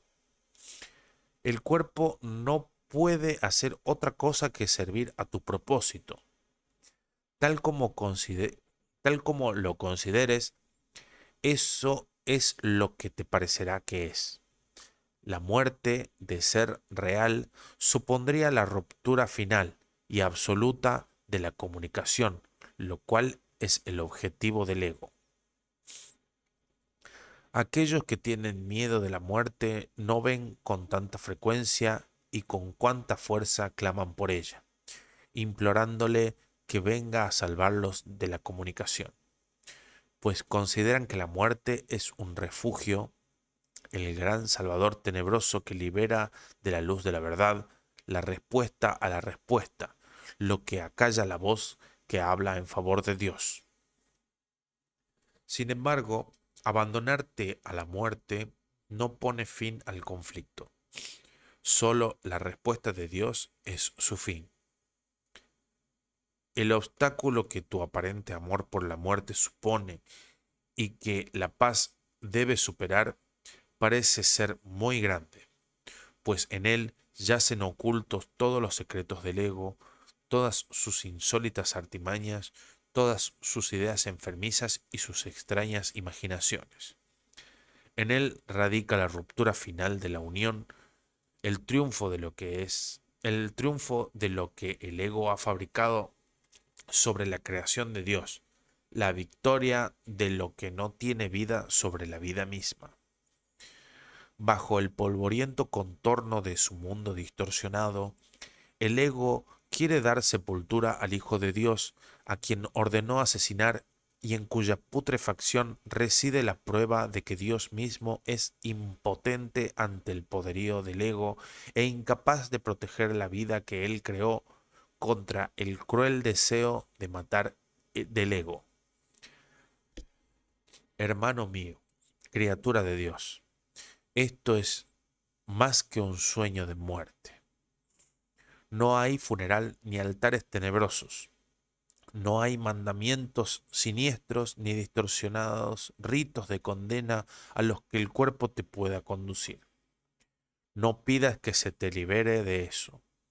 Más bien, libera al cuerpo de las despiadadas e inexorables órdenes a las que lo sometiste y perdónalo por lo que tú le ordenaste hacer. Al exaltarlo, lo condenaste a morir, pues sólo la muerte podía derrotar a la vida. ¿Y, y qué otra cosa sino la demencia podría percibir la derrota de Dios y creer que es real? El miedo a la muerte desaparecerá a medida que la atracción que ejerce ceda ante la verdadera atracción del amor.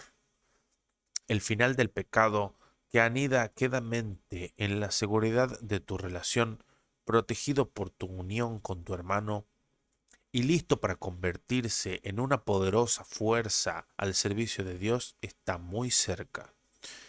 El amor protege celosamente los primeros pasos de la salvación, la resguarda de cualquier pensamiento que la pudiera atacar y la prepara silenciosamente para cumplir la importante tarea para la que se te concedió. Los ángeles dan sustento a tu recién nacido propósito. El Espíritu Santo le da abrigo a Dios mismo, el Espíritu Santo le da abrigo y Dios mismo vela por él. No tiene necesidad de que lo protejas, Él es tu protector, Él es tu protección,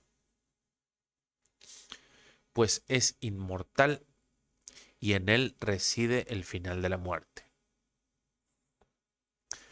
¿Qué peligro puede asaltar al que es completamente inocente?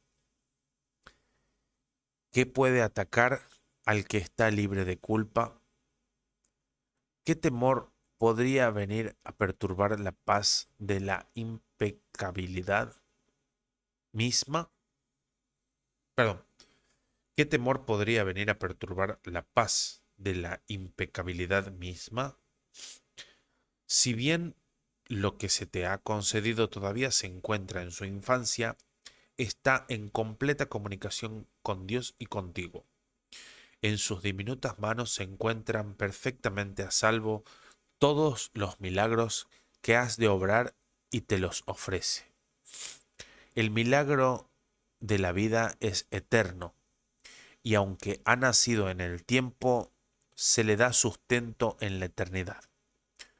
Contempla a ese tierno infante, al que diste un lugar de reposo al perdonar a tu hermano, y ve en él la voluntad de Dios.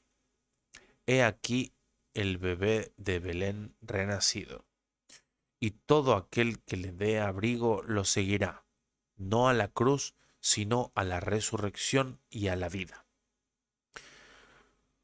Cuando alguna cosa te parezca ser una fuente de miedo, cuando una situación te llene de pavor y haga que tu cuerpo se estremezca y que el frío sudor del terror lo envuelva, recuerda que siempre es por la misma razón. El ego ha percibido la situación como un símbolo de miedo, como un signo de pecado y de muerte. Recuerda entonces que ni el signo ni el símbolo se deben confundir con su fuente, pues deben representar algo distinto de ellos mismos. Su significado no puede residir en ellos, sino que debe buscar en aquello que representan. Y así puede que no signifiquen nada o que lo signifiquen todo, dependiendo de la verdad o falsedad de la idea que reflejan. Cuando te enfrentes con tal aparente incertidumbre con respecto al significado de algo, no juzgues la situación. Recuerda la santa presencia de aquel que se te dio para que fuera la fuente del juicio. Pon la situación en sus manos para que Él la juzgue por ti. Y di, te entrego esto para que lo examines y juzgues por mí. Que no lo vea como un signo de pecado y de muerte, ni lo use para destruir. Enséñame a no hacer de ello un obstáculo para la paz, sino a dejar que tú lo uses por mí para facilitar su llegada. El cuarto obstáculo, el temor a Dios. ¿Qué verías si no tuvieras miedo a la muerte? ¿Qué sentirías y pensarías si la muerte no te atrajera? Simplemente recordarías a tu Padre, recordarías al Creador de la vida, la fuente de todo lo que vive, al Padre del universo y del universo de los universos, así como de todo lo que se encuentra más allá de ellos. Y conforme esta memoria surja en tu mente, la paz tendrá todavía que superar el obstáculo final, tras el cual se consuma la salvación y al Hijo de Dios se le restituye completamente la cordura, pues ahí acaba tu mundo. El cuarto obstáculo a superar el cuarto obstáculo a superar pende como un denso velo ante la faz de Cristo. No obstante, a medida que su faz se revela tras él, radiante de júbilo porque él mora en el amor de su Padre, la paz descorrerá suavemente el velo y se apresurará a encontrarse con él y a unirse finalmente a él. Pues este velo oscuro que hace que la faz de Cristo se asemeje a la de un leproso y que los radiantes rayos del amor de su Padre que iluminan su rostro con gloria parezcan chorros de sangre, se desvanecerá ante la deslumbrante luz que se encuentra más allá de él una vez que el miedo a la muerte haya desaparecido. Este velo que la creencia en la muerte mantiene intacto y que su atracción protege es el más tenebroso de todos. La dedicación a la muerte y a su soberanía no es más que un voto solemne, la promesa que en secreto le hiciste al ego de jamás descorrer ese velo, de no acercarte a él y de ni siquiera sospechar que está ahí. Ese es el acuerdo secreto al que llegaste con el ego para mantener eternamente en el olvido lo que se encuentra más allá del velo. He aquí tu promesa de no permitir jamás que la unión te haga abandonar la separación, la profunda amnesia en la que el recuerdo de Dios parece estar totalmente olvidado, la brecha entre tu ser y tú, el temor a Dios, el último paso de tu disociación. Observa cómo la creencia en la muerte parece salvarte, pues si ésta desapareciera, ¿a qué le podrías temer sino a la vida? La atracción de la muerte es lo que hace que la vida parezca ser algo feo, cruel y tiránico. Tu miedo a la muerte no es mayor que el que le tienes al ego.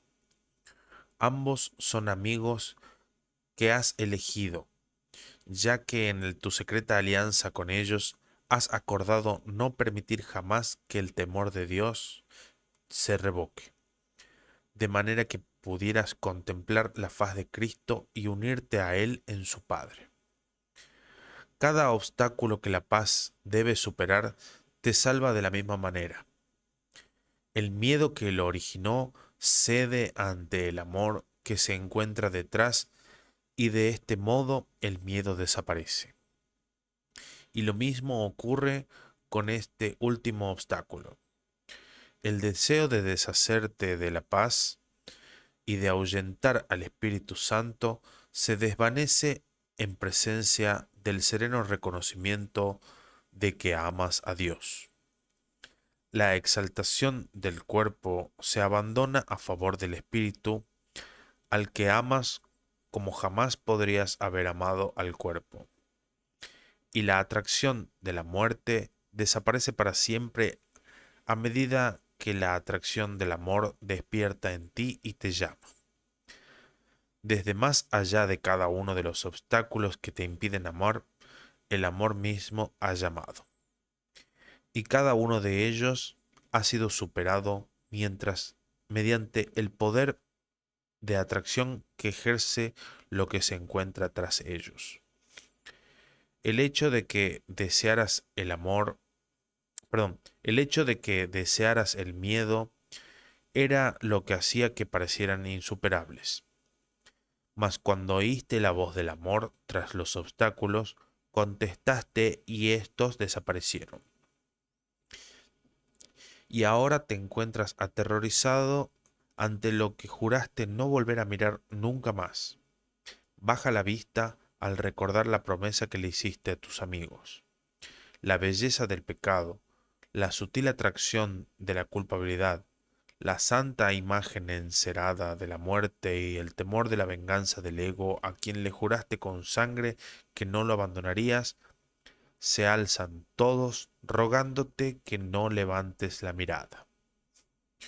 Pues te das cuenta de que si miras ahí y permites que el velo se descorra, ellos desaparecerían para siempre. Todos tus amigos, tus protectores y tu hogar se desvanecería. No recordarías nada de lo que ahora recuerdas. Te parece que el mundo te abandonaría por completo solo con que alces la mirada. Sin embargo, lo único que ocurriría es que serías tú quien lo abandonaría para siempre. En esto consiste el restablecimiento de tu voluntad. Mira con los ojos bien abiertos a eso que juraste no mirar, y nunca más creerás que estás a merced de cosas que se encuentran más allá de ti, de fuerzas que no puedes controlar o de pensamientos que te asaltan en contra de tu voluntad. Tu voluntad es mirar ahí. Ningún deseo desquiciado, ningún impulso trivial de volverte a olvidar, ninguna punzada de miedo ni el frío sudor de lo que aparenta ser la muerte pueden oponerse a tu voluntad. Pues lo que te atrae desde más allá del velo es algo que se encuentra muy profundo dentro de ti, algo de lo que no estás separado y con lo que eres completamente uno. El descorrimiento del velo. No olvides que tú y tu hermano habéis llegado hasta aquí juntos, y ciertamente no fue el ego el que los guió. Ningún obstáculo a la paz se puede superar con su ayuda. El ego no revela sus actos ni te pide que los examines y los trasciendas. No quiere que veas su debilidad ni que te des cuenta de que no tiene poder alguno para mantenerte alejado de la verdad. El guía que os condujo hasta aquí aún está con vosotros y cuando alcéis la vista estaréis listos para mirar cara a cara al terror sin temor alguno. Pero primero, alza la vista y contempla a tu hermano con inocencia nacida del completo perdón de sus ilusiones y a través de los ojos de la fe que no las ve.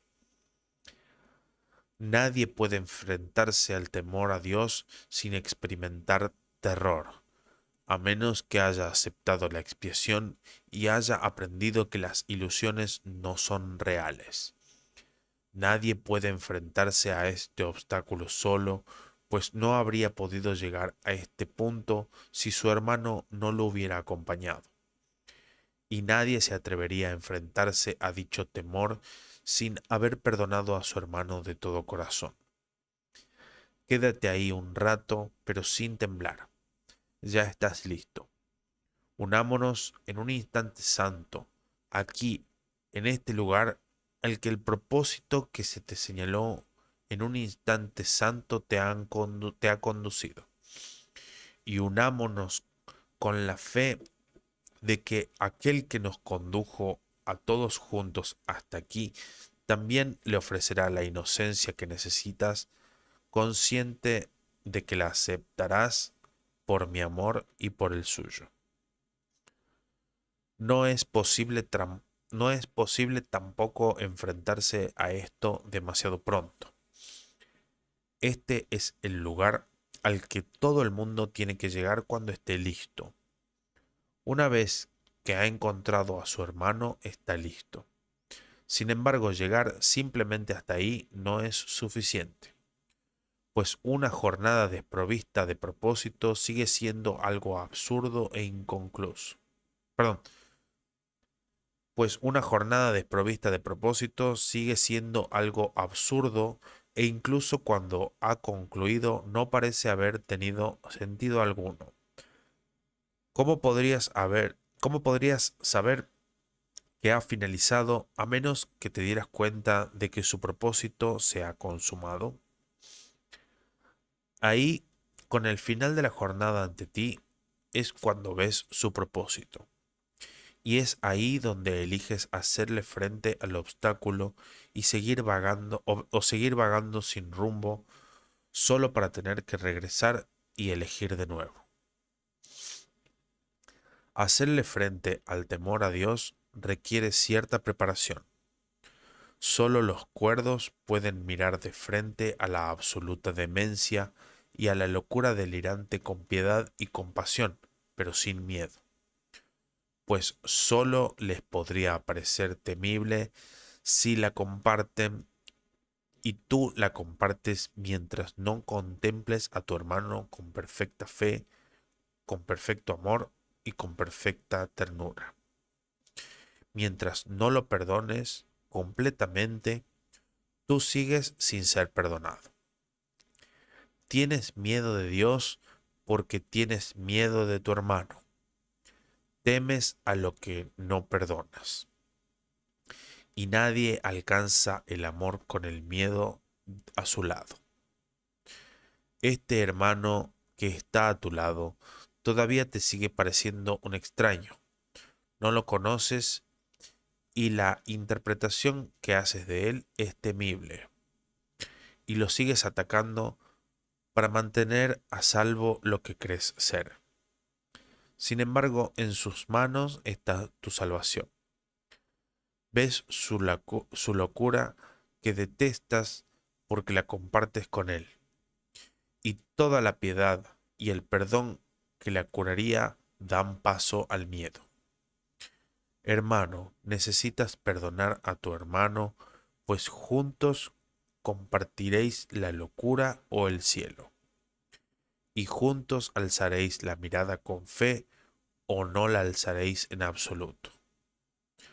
A tu lado se encuentra uno que te ofrece el cáliz de la expiación, pues el Espíritu Santo está en él. ¿Preferirías guardarle rencor por sus pecados o aceptar el regalo que te hace? ¿Es ese portador de salvación tu amigo o tu enemigo? Decide cuál de esas dos cosas es, sin olvidar que lo que has de recibir de él dependerá de lo que elijas.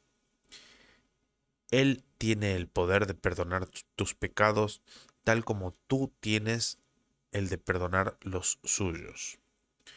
Ninguno de vosotros puede conferirse ese poder a sí mismo.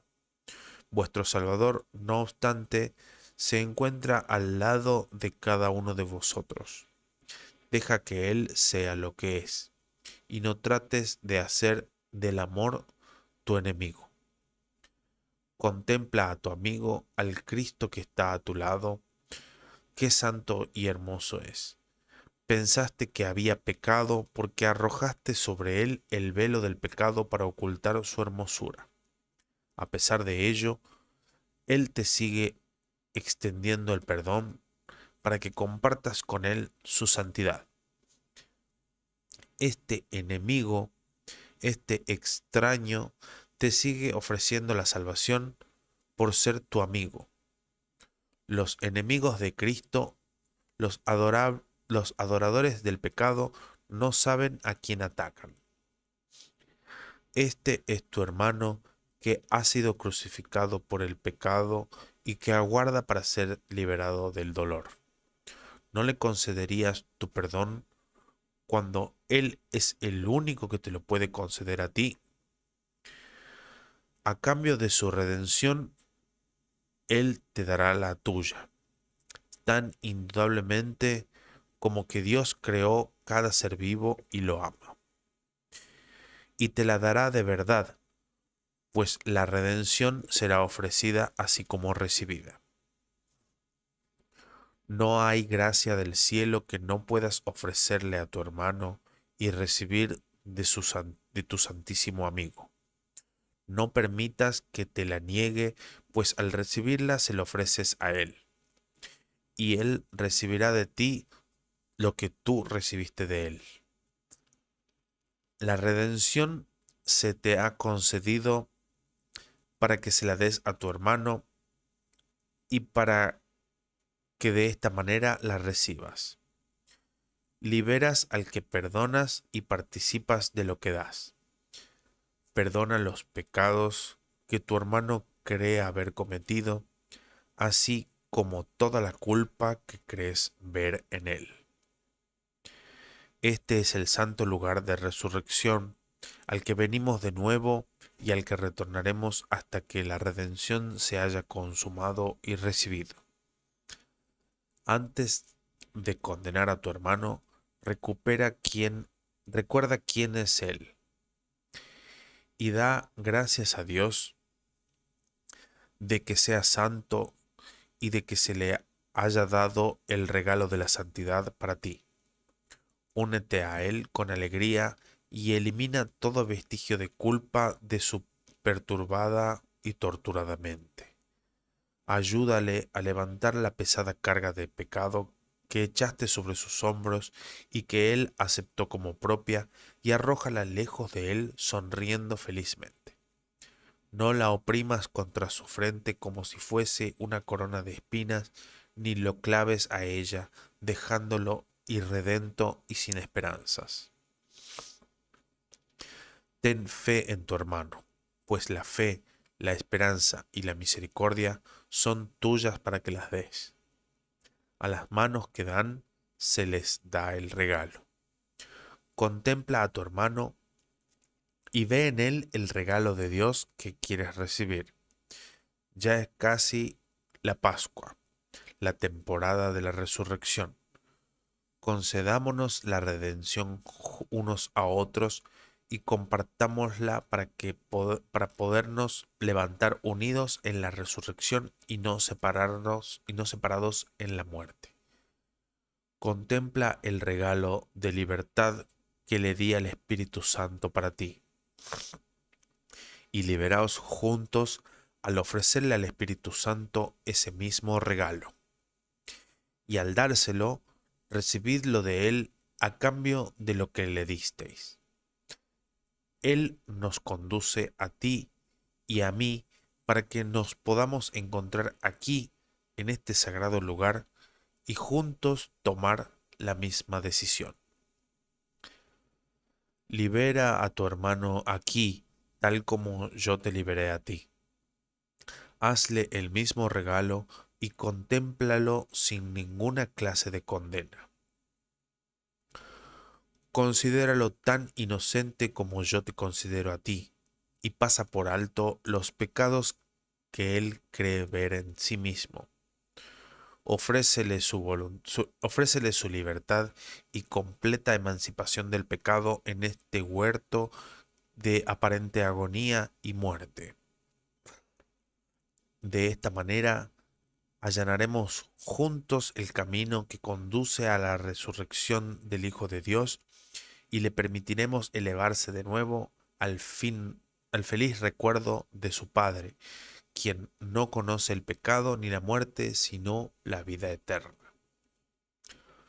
Juntos desapareceremos en la presencia que se encuentra detrás del velo, no para perdernos, sino para encontrarnos a nosotros mismos, no para que se nos vea, sino para que se nos conozca. Y al gozar de conocimiento, no quedará nada sin hacer en el plan de salvación que Dios estableció. Este es el propósito de la jornada, sin el cual ésta no tendría sentido. He aquí la paz de Dios que Él te dio para siempre. He aquí el descanso y la quietud que buscas, la razón de la jornada desde su comienzo. El cielo es el regalo que le debes a tu hermano, la deuda de gratitud que le ofreces al Hijo de Dios como muestra de agradecimiento por lo que Él es y por aquello para lo que su Padre lo creó. Piensa detenidamente cómo vas a considerar al dador de este regalo, pues tal como lo consideres a Él, así mismo te parecerá el regalo. Según lo consideres, ya sea como el portador de la culpabilidad o como el de la salvación, así verás y recibirás su ofrenda. Los crucificados infligen dolor porque están llenos de dolor, pero los redimidos ofrecen alegría porque han sido curados del dolor. Todo el mundo da tal como recibe, pero primero tiene que elegir qué es lo que quiere recibir, y reconocerá lo que ha elegido por lo que da y por lo que recibe. Y no hay nada en el infierno o en el cielo que pueda interferir en su decisión. Has llegado hasta este punto porque elegiste emprender la jornada, y nadie emprende nada que crea que es insensato. Aquello en lo que tenías fe sigue siendo fiel y te cuida con fe tan tierna y al mismo tiempo tan poderosa que te elevará muy por encima del velo y pondrá al Hijo de Dios a salvo dentro de la segura protección de su Padre. He aquí el propósito que le confiere a este mundo y a la larga jornada a través de él, el único significado que pueden tener. Perdón. He aquí el propósito que le confiere a este mundo y a la larga jornada a través de él, el único significado que puede tener. Aparte de esto, no tiene sentido. Tú y tu hermano os alzáis juntos todavía sin la convicción de que el mundo y la jornada tienen un propósito. Mas os he dado, mas os es dado poder ver este propósito en vuestro santo amigo y reconocerlo como propio.